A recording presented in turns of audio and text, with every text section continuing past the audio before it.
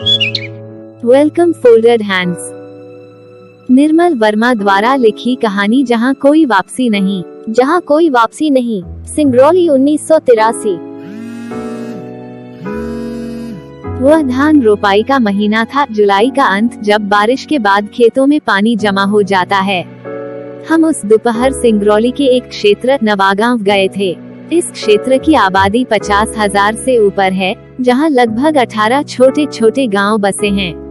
इन्हीं गांवों में एक का नाम है अमझर, आम के पेड़ों से घिरा गांव जहां आम झरते हैं।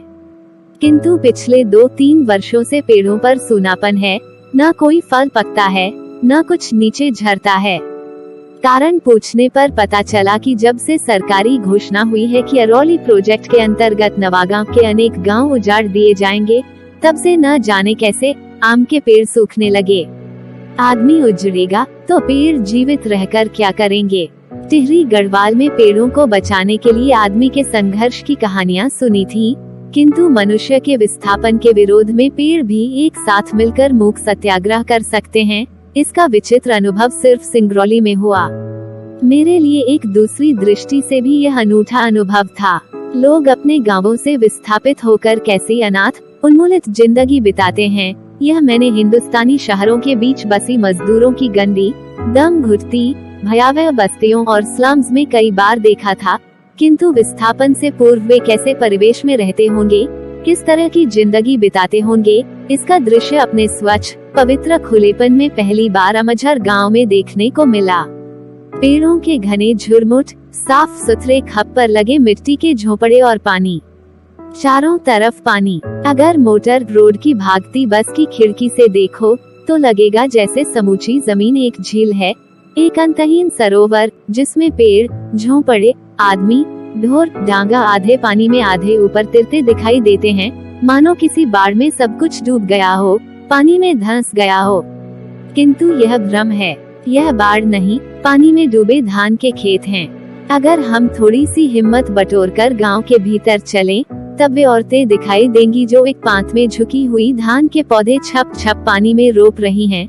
सुंदर, सुडौल, धूप में चमचमाती काली टांगे और सिरों पर चटाई की किश्तीनुमा हेड, जो फोटो या फिल्मों में देखे हुए वियतनामी या चीनी औरतों की याद दिलाते हैं।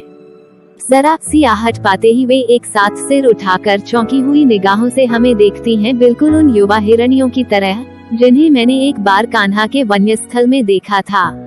किंतु वे डरती नहीं, भागती नहीं, सिर्फ विस्मय से मुस्कुराती हैं और फिर सिर झुकाकर अपने काम में डूब जाती हैं।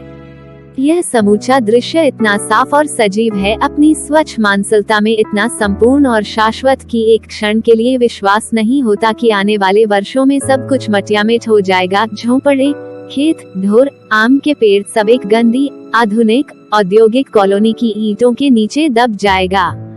और ये हंसती मुस्कुराती औरतें भोपाल, जबलपुर या बैरन की सड़कों पर पत्थर कूटती दिखाई देंगी।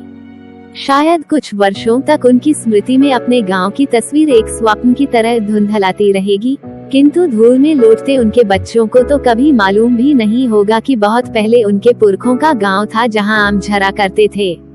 ये लोग आधुनिक भारत के नए शरणार्थी हैं, जिन्हें औद्योगिकरण के झंझावात ने अपनी घर जमीन से उखाड़कर हमेशा के निर्वासित कर दिया है। प्रकृति और इतिहास के बीच यह गहरा अंतर है। बाढ़ या भूकंप के कारण लोग अपना घर-बार छोड़कर कुछ अरसे के लिए जरूर बाहर चले जाते हैं, किंतु आफत टलते ही वे दोबारा अपने जाने पहचाने परिवेश में लौट भी आते हैं। किंतु विकास और प्रगति के नाम पर जब इतिहास लोगों को उन्मूलित करता है, तो वे फिर कभी अपने घर वापस नहीं लौट सकते। आधुनिक औद्योगिकरण की आंधी में सिर्फ मनुष्य ही नहीं उखड़ता, बल्कि उसका परिवेश और आवास स्थल भी हमेशा के लिए नष्ट हो जाते हैं। एक भरे पूरे ग्रामीण अंचल को कितनी नासमझी और निर्ममता से उजाड़ा जा सकता है, सिंगरौली इसका ज्वलंत उदाहरण है। अगर यह इलाका उजाड़ रेगिस्तान होता तो शायद इतना क्षोभ नहीं होता, किंतु सिंगरौली की भूमि इतनी उर्वरा और जंगल इतने समृद्ध हैं कि उनके सहारे शताब्दियों से हजारों वनवासी और किसान अपना भरण पोषण करते आए हैं। 926 से पूर्व यहाँ खैरार जाति के आदिवासी राजा शासन किया करते थे, किंतु बाद में सिंगरौली का आधा हिस्सा, जिसमें उत्तर प्रदेश तथा मध्य प्रदेश के खंड शामिल थे, रीवा राज्य के भीतर शामिल कर लिया गया। 20 वर्ष पहले तक समूचा क्षेत्र विंध्याचल और कैमूर के पहाड़ों और जंगलों से घिरा हुआ था, जहां अधिकांशतः कत्था, महुआ, बांस और शीशम के पेड़ उगते थे। एक पुरानी दंत कथा के अनुसार सिंगरौली का नाम ही श्रृंगावली पर्वतमाला से निकला है, जो पूर्व पश्चिम में फैली है। चारों ओर फैले घने जंगलों के कारण यातायात के साधन इतने सीमित थे कि एक जमाने में सिंगरौली अपने अतुल प्राकृतिक सौंदर्य के बावजूद काला पानी माना जाता था, जहां न लोग भीतर आते थे न बाहर जाने का जोखिम उठाते थे। किंतु कोई भी प्रदेश आज के लोलुप युग में अपने अलगाव में सुरक्षित नहीं रह सकता।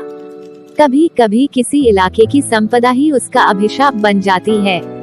दिल्ली के सत्ताधारियों और उद्योगपतियों की आंखों से सिंगरौली की अपार खनिज संपदा छिपी नहीं रही। विस्थापन की एक लहर रिहंद बांध बनने से आई थी, जिसके कारण हजारों गांव उजाड़ दिए गए थे। इन्हीं नई योजनाओं के अंतर्गत सेंट्रल कोल फील्ड और national super thermal power corporation का निर्माण हुआ। चारों तरफ पक्की सड़कें और पुल बनाए गए।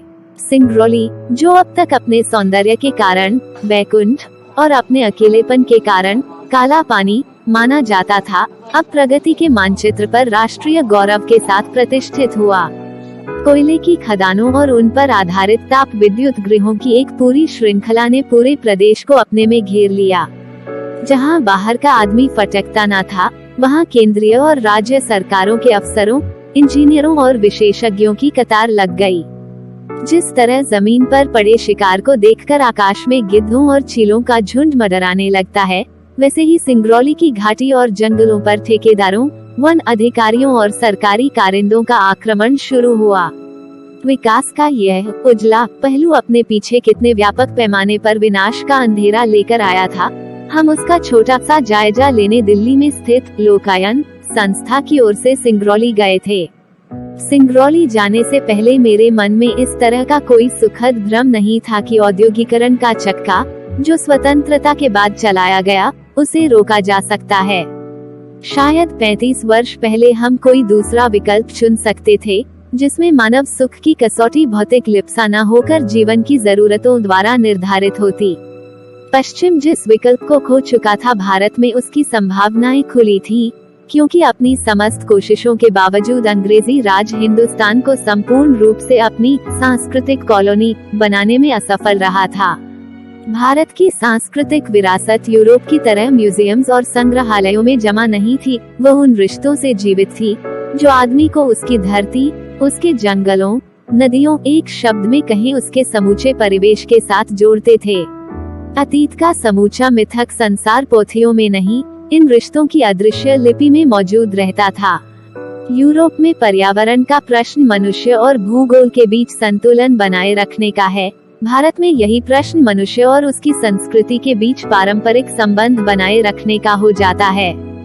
स्वतंत्र उत्तर भारत की सबसे बड़ी ट्रेजेडी यह नहीं है कि शासक वर्ग ने औद्योगिकरण का मार्ग चुना, ट्रेजेडी यह रही है कि पश्चिम की देखादेखी और नकल में योजनाएं बनाते समय प्रकृति, मनुष्य और संस्कृति के बीच का नाजुक संतुलन किस तरह नष्ट होने से बचाया जा सकता है।